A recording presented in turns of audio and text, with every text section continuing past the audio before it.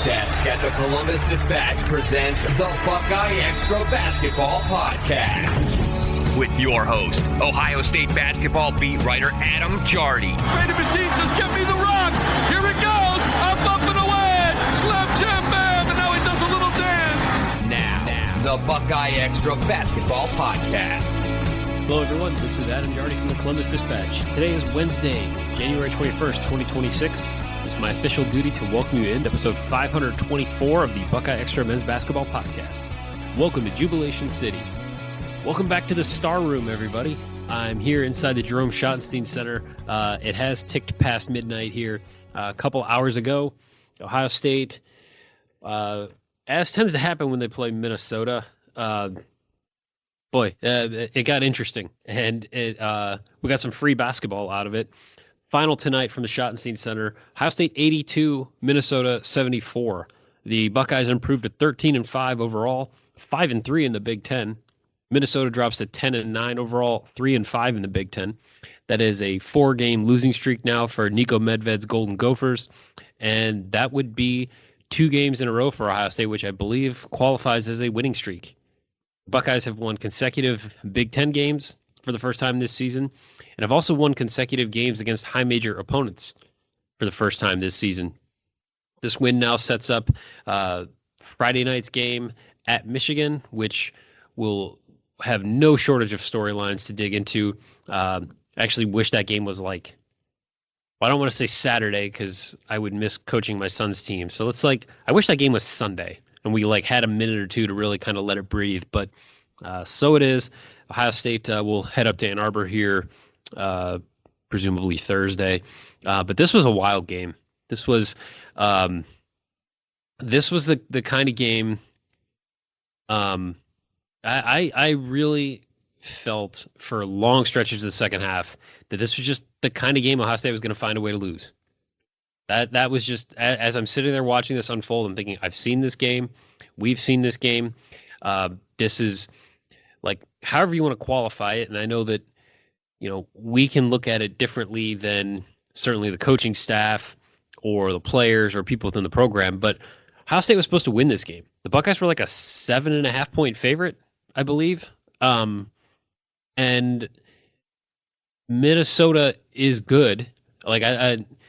You can throw around things like, the best 10-9 team, or, they're better than the 3-5 conference record. But the Gophers are, I like what Nico Medved is doing. I like him as a coach. I like the approach that he brings. And this is a Minnesota team that did beat Iowa at home, that, like Ohio State, won at Northwestern. That was the only win away from the barn for the Gophers coming into this game. So they dropped to 1-7 now away from home. Not a deep team. They only play 7 guys, and really they play 5. So, foul trouble certainly had the potential to throw a wrench into things, but I think it's hard to shake those feelings of, okay, Ohio State's a better, deeper team. This might surprise you because it kind of surprised me a little bit, but Ohio State's bench actually has outscored Minnesota's bench in Big Ten play, 49-37 coming into this game. But all those things, we don't have to go too far back into our brains to remember a really bad Minnesota team coming in here and playing that all-access game on TV where the coaches were mic'd up and Ohio State just couldn't get out of its own head, and the Gophers left with a shocking win. We've seen that happen. We've, there's a stat where it's Minnesota does not win often at the Schottenstein Center. It was, I think Minnesota only has 2 wins. Yeah, Minnesota came into this game 14-2 all time at the Jerome Schottenstein Center. That doesn't factor in 3, 4, 5 games that were vacated. I hate vacated games. Okay, so Minnesota came into this game with 3 wins in the Jerome Schottenstein Center. Nope, that was an away win. This is what happens when I podcast late. Yes, Minnesota had 2 wins inside this building, and I've been on the beat for both of them. That tends to happen more and more, these rare random stats. But Minnesota on January 3rd, 2020, 62-59 win here in Columbus. And then on January 12th, 2023, 70-67 win here in Columbus. Recent success for the Gophers, and it's when you've covered those games and you've watched those games and those are in the recent memory, like you just sort of, that permeates into, I think, the way that you view the game. And there were stretches where I thought, okay, Ohio State's going to bury Minnesota in this game. Then there were stretches where I just thought things are going to happen and Ohio State's going to lose. That was kind of my mental journey throughout this game. And boy, were there some swings back and forth. And we're going to talk about those here in a moment. Ohio State in this game got another big night from John Mobley Jr., another big night from Bruce Thornton. Got a little bit of production from the bench, including one massive play late in the game that we'll talk about in a moment. But the Buckeyes, in a game of runs, jumped out to a 10-0 lead and then had an 11-point lead with about 16-odd minutes to go in the game, and then gave up a 17-3 run and trailed by 4. And then we got to this wild stretch to close regulation where we had 12 straight possessions where the lead changed. And ultimately it goes to overtime. And then in overtime, Ohio State never trailed. Wild game.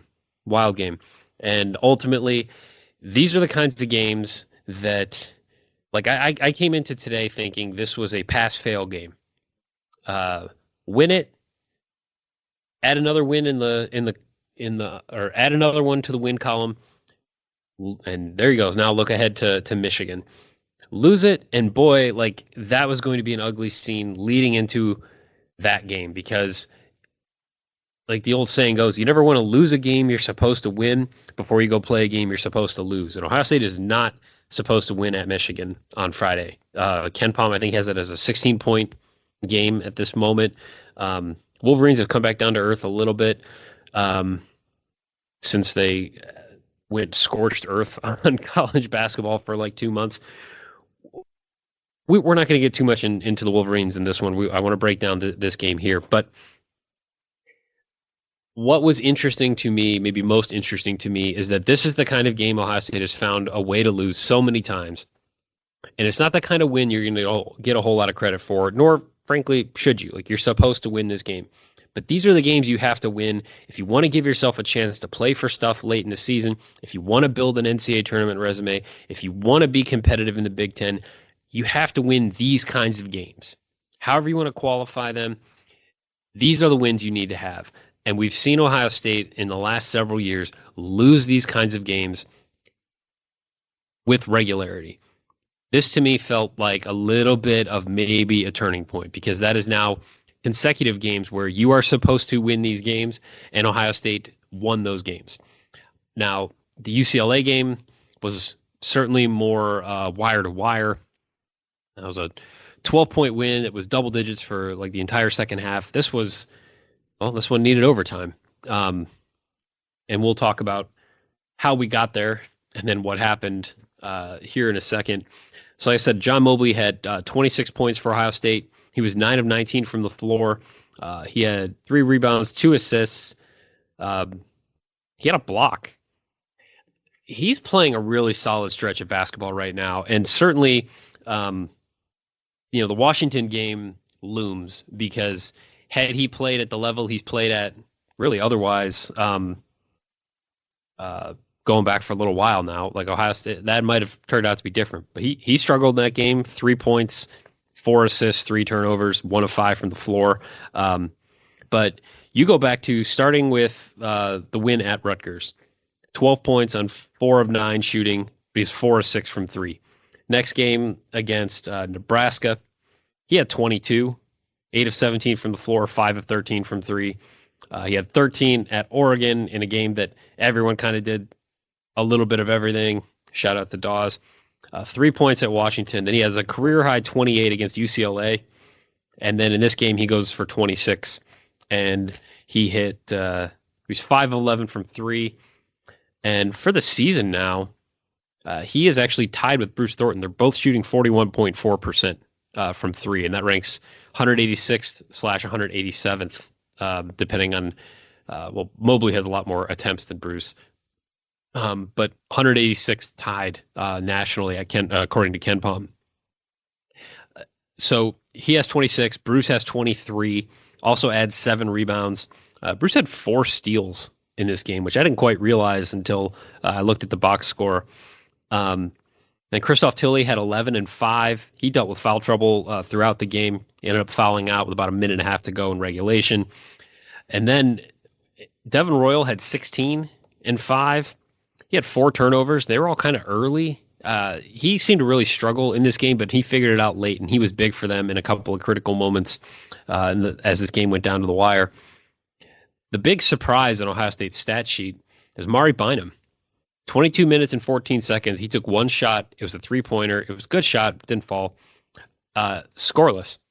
First scoreless game of his freshman season. He had 5 rebounds.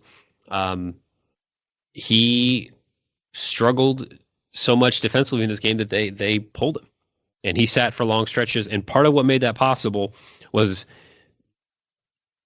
it feels odd, or like I'm making something out of nothing to say that it's a breakout performance. When you look at Colin White's stat line, career high 18 minutes and 48 seconds off the bench. He finishes with 2 points, 2 rebounds, an assist, and a steal. But Colin White was massively impactful for Ohio State in this game, and that's even like without a couple of stats that he doesn't get credit for, but you could give them to him. With all the talk that this team has had about getting aggression off the bench, Colin White had 2 plays in the first half where he got in on offensive rebounds and didn't grab the rebound, but was able to get a hand on it, knock it off of a Minnesota player out of bounds, allow Ohio State to keep possession. The Buckeyes were credited with 3 team offensive rebounds. He was at least responsible for 2 of them. So he finishes with essentially 4 offensive rebounds in this game. Ohio State had 13 as a team. The Buckeyes had a 14-9 advantage in second chance points and a 46-26 advantage in points in the paint. They only scored 4 fast break points, but 2 of them came from Colin White, who had the game-breaking open play in overtime. Minnesota, meanwhile, had 26 points from Jalen Crocker-Johnson, who was 11 of 19 from the floor, 1 of 7 from 3. So he was 10 of 12 from 2. He got that ball in his left hand, and Ohio State knew he wanted to get that ball in his left hand, and the Buckeyes at times just did nothing to stop that. And that was a real frustration for Jake Diebler in postgame. But so he had 26. And then Cade Tyson, second leading scorer in the Big Ten coming in, really kind of a non-factor. And I would have liked to have asked Diebler more about him postgame. We just didn't get to it. Other topics ended up getting brought up. But Cade Tyson had 15 points on 6 shots. Now, Minnesota, not a great free throw shooting team, but at one point they were like 14 of 15. Now, I finished 20 of 25 in this game, and Ohio State was 13 of 18 from the free throw line. So not great free throw shooting from the Buckeyes, and there were a couple of seemingly critical misses. But again, Ohio State does enough. The Buckeyes led for 31 minutes and 42 seconds in a game with 18 lead changes and 11 ties. And 12 of those 18 lead changes came at the end of regulation. So let's get into that here in just a second. Before we do, I want to remind you can subscribe to the podcast on Apple, Spotify, YouTube, wherever you enjoy your favorite podcasts. If you're subscribed, you automatically get the newest ones just as soon as our man Patrick Flaherty, the Podfather, can grab them and publish them for us. While you're subscribing or downloading, please leave a review, please click 5 stars, and please consider telling a friend. Thanks to everyone who's taking the time to do all those things. So let's get to this stretch here at the end of regulation, because the swings in this game, like, there are some phrases that I just never bother typing out anymore because they're so cliche and I hear them a million times. One of them being like, college basketball is a game of runs. Like, the number of times I hear that, my eyes just kind of glaze over. But boy, in this case, there were runs. like I said, Ohio State 10-0 run to open the game.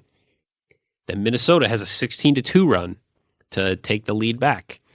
And then it was within 4 points for the remainder of the first half. And then we went through this brutal stretch.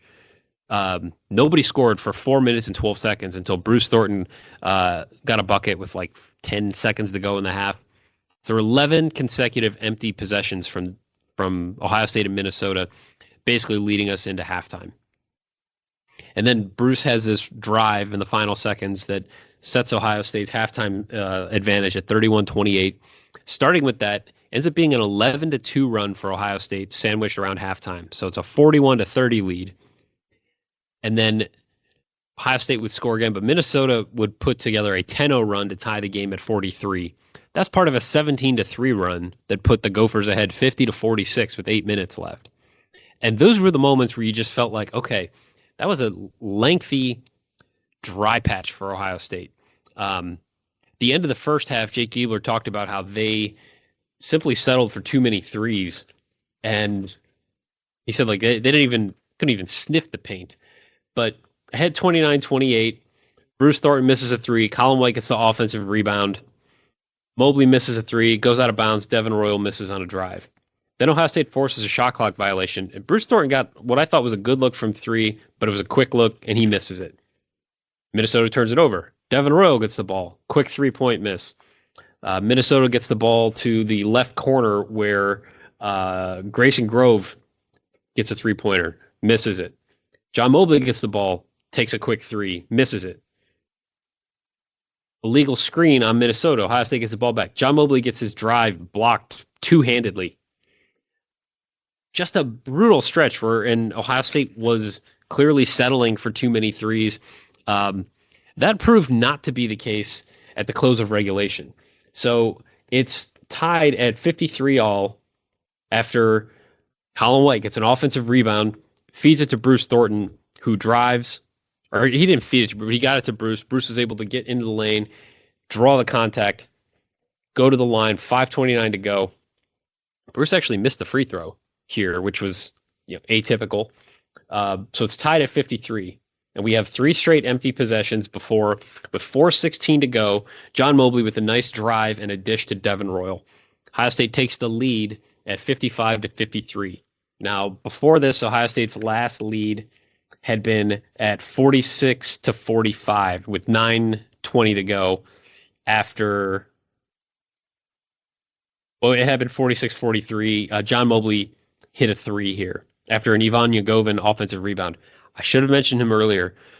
Yagovin had 9 rebounds off the bench. We've talked about the lack of bench production. We're going to talk more about Colin White. He's going to keep popping up here in this podcast. But Ivan's offensive rebound led to a John Mobley three. Ohio State had missed 9 straight shots to that point. So this breaks this lengthy scoring run. Ohio State goes up 46-43. Then it's 46-45, 46-47, 46-50. 8 minutes to go. Ohio State's down 4. So now it's tied at 53. Devin Royal scores with 4:16 to go. Ohio State's up 2. But then Bruce Thornton fouls Jalen Crocker Johnson for a 3-point play with 3:50 to go. Ohio State's down 1. Thornton, this was a really nice play out of the timeout. New wrinkle that we had not seen Ohio State throw out there, but they set like a double screen, sort of a pinch screen that Bruce drove through and was able to then throw a really nice lob to Devin Royal for a slam dunk. Haven't seen Ohio State do anything like that at all this season. I thought that was a nice in-game adjustment. That made it 57-56 Ohio State. But then John Mobley fouls Cade Tyson with 3:18 to go. He hits both ends of the 1-and-1. Ohio State's down 1. Christoph Tilley drives right at Cade Tyson, draws the foul, but then misses the free throw. Ohio State's now 7 of 12 from the line at this point. So the Buckeyes are up 59-58. 3 minutes to go. They get the ball back to Jalen Crocker Johnson. He drives from the right corner and he scores. Ohio State's down 1, 60-59. Mobley scores with 2:24 to go. It's 61-60. That's 6 straight lead changes here in the span of less than 2 minutes. Then they get the ball back to Crocker Johnson, who scores on the left block over Tilley. And then Minnesota calls timeout with 1:48 to go. It's 62-61. Ohio State gets the ball to Mobley out of the timeout. He hits a three from the top of the circle, 1:34 to go. It's a 2-point lead for Ohio State. You think, okay, at some point here, someone's going to get a stop. That's what it's going to take. Ohio State's up 2. Well, then Christoph Tilley fouls out here with 1:17 to go. He got matched up with Cade Tyson and commits the foul. Tyson finishes off the 3-point play. Ohio State's now down 1. Just trading blow after blow. Mobley with the 3, Tyson with the 3-point play. So it's a 65-64 lead for the visitors. And then Mobley gets a 3-pointer that rolls out. But Colin White gets the rebound. This is where he gets it to Bruce. Bruce gets the 3-point play. Ohio State's up 2. And then Amari Bynum fouls Crocker Johnson with 40.2 seconds left as he scores. But he misses the free throw. He finished 3 of 4 from the line. Again, 26 points. But he misses this free throw, which then sets up Ohio State has one last opportunity. And Mobley they end up kind of dribbling the shot clock down.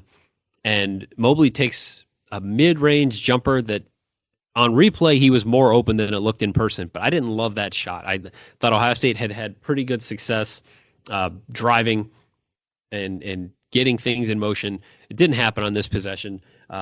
His jumper goes short. And now suddenly Minnesota's scrambling. And Nico Medved said after the game, he doesn't like calling timeouts in those situations. He likes his guys to take advantage of a broken court, I think was the phrase he used. And they push the ball up court, and it's in the hands of Langston Reynolds, who finished with 12 points on 3 of 8 shooting, but he was 6 of 7 from the line. And like for half a second, because he's going away from where I was sitting, Ohio State's defense parted. And it was like guys were taking care of the guy in the wing and locating this guy, and it was like nobody was stopping the ball. And you could hear the consternation in the crowd, like somebody stopped the ball. And he drives to the rim. Colin White played really good straight up defense to contest the shot. Live, I thought there might have been a goaltend. Amari Bynum comes from like behind and was not credited with the block, wasn't credited with anything. The official box score just registers it as a miss with about 3 seconds left. Nobody on Minnesota's roster was like arguing that it should have been a goaltend. I feel like if it was, somebody would have been like really up in arms about it. Like nobody was even like demanding a review or a replay or anything like that. So I don't know. I've seen there's a link in the post-game takeaways. Someone had posted the clip kind of in slow-mo saying that it was definitely a goaltend. I honestly don't know, but it was not called. The ball ends up in the corner. Cade Tyson chucks up a 3-pointer, doesn't fall. We go to overtime in Columbus. Shout out Gus Johnson, who will be calling the Ohio State Michigan game on Friday, along with Jim Jackson. So the play in overtime that flipped it, Ohio State never trailed in the extra stanza. It was 69-69. Devin Royal with a 3-point play that fouled Cade Tyson out with 3:04 to go. And it's 74-69 after a Bruce Thornton bucket. And Minnesota brings it up, and this was something that Colin White said they had gone over specifically in the previous huddle. But Minnesota gets the ball to Langston Reynolds, and Colin read the play, stole the ball, turned up court, outran everybody, and laid it in. Minnesota calls timeout after this with 1:49 to go. This was the first 2-possession lead for Ohio State. This made it 76-71. This was the first time I felt like, okay, they've got this. Like at this moment, they've got this. First time Ohio State had been up by multiple possessions since it was 43-39.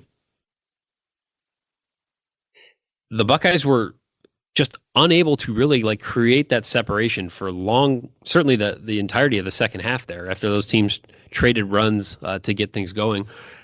But they did what they had to do when it got late.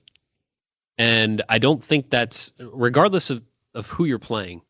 Like that, I don't know that can really be overstated at this exact moment.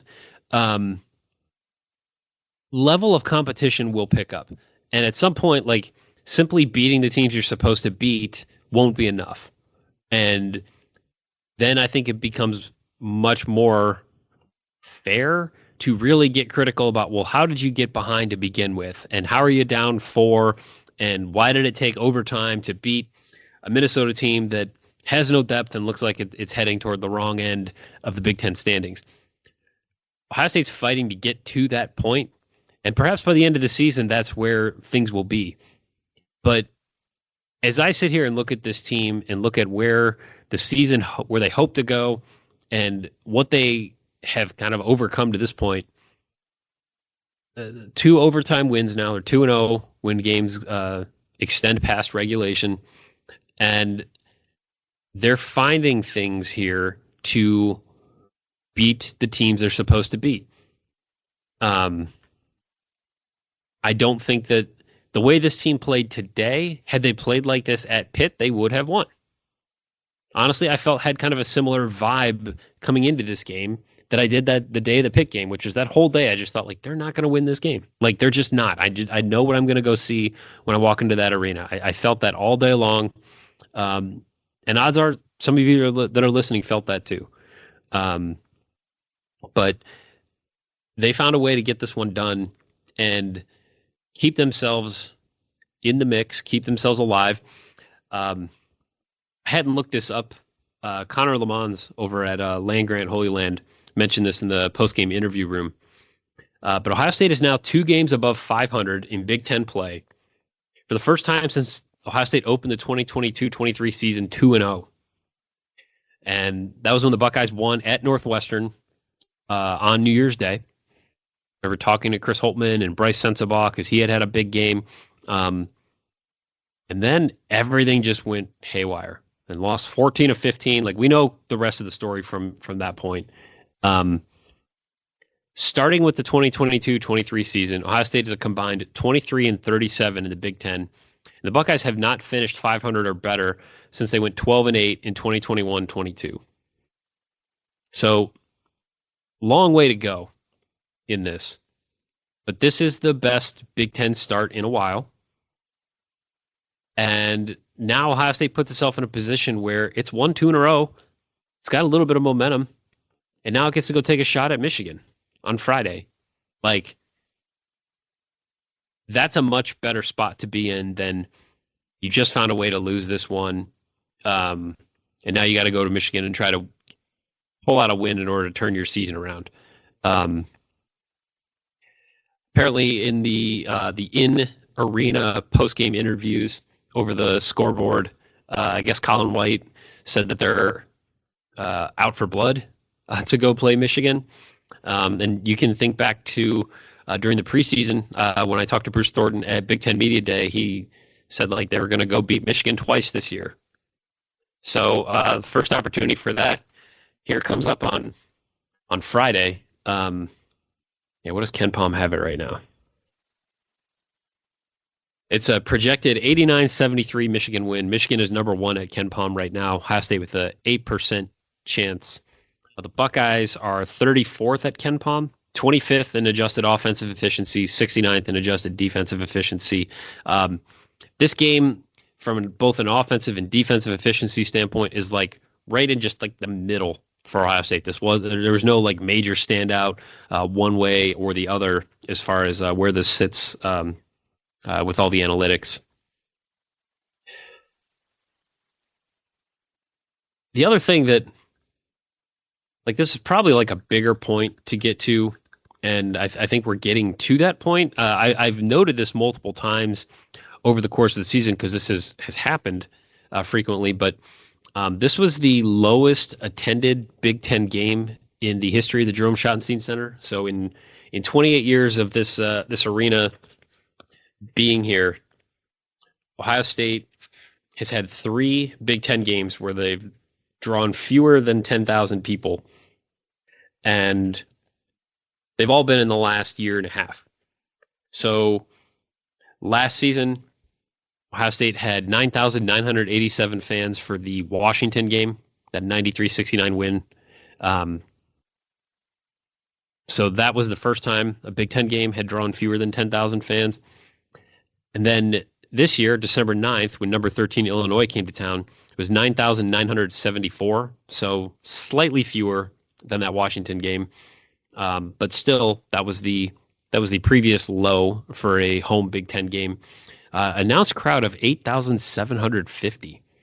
There was not much in the way of atmosphere or environment in this game. Certainly when the home team goes through some difficult stretches, that takes some of the starch out of the crowd. But it was tough in the arena. Like, there was not a whole lot in the way of atmosphere in this game. Diebler was asked about this postgame. He said, "I've got a great deal of trust in the people in our department, in our program, who are working really hard to help us in that regard. We would love to simulate some of the home court environments we go up against when we're on the road. When our fans have been in there, you can really feel it." He said, ever since COVID, things have changed. You see across college basketball, things have changed for the majority of arenas. We have a large one. I'm appreciative of the people that are there and the energy that they're bringing. We can certainly help ignite that when we're flying around and the ball's popping and we're making shots. We all need to work together to build this. That's the reality of it. We're going to continue to do everything we can to keep improving things in this building. It's the building we've got, so we're going to make it great. We've just got to keep building it.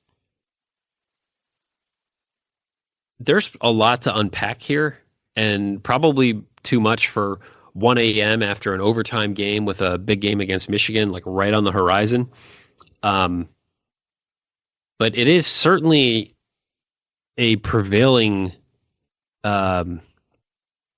thread as everything continues. That, I mean, yes, Ohio State's not ranked, and yes, they have a couple more losses and some tough losses that would be different or could make things feel different. But Ohio State coming into this game 17th in the Big Ten in average attendance. I'm going to double check this real quick because I know I was looking at this yesterday. So entering games as of today, or rather as of yesterday, Ohio State was averaging 9,244 fans for home games this season. Well, that's the whole season. I wanted Big Ten only.